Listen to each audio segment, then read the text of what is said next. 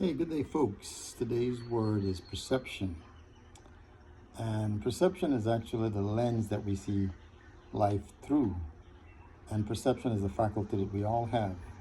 We can perceive. And our perception is impacted by our life experiences, what we've been taught, and just life.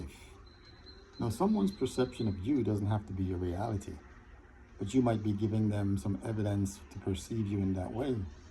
So perception is real. And again, for the person that is challenged mentally, they might have a perception of the world that is an illusion. So perception is the lens that we see life through, and others' perception of you doesn't have to be your reality. How others see you might not be the truth.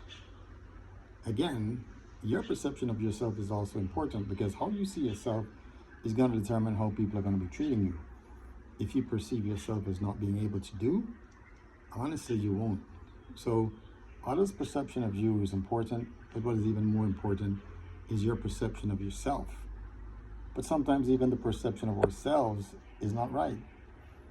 My perception of who I am has to be in alignment with who the Creator says I am.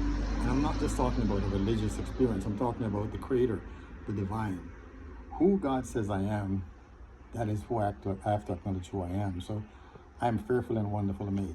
I'm a spiritual being having this human experience, and I'm connected to the source of life. Every breath that I take is God breathing life through me. So my perception has to be in line with what God says, the infinite, the I am, the Alpha and Omega. And our perception is definitely going to be seen in how we treat ourselves, how we treat others, even the problems that we face. We might have a different perception of what it is. Two people might be living in the same experience, and their perception is different. So perception is a faculty that we do have, but what is needed is in discernment.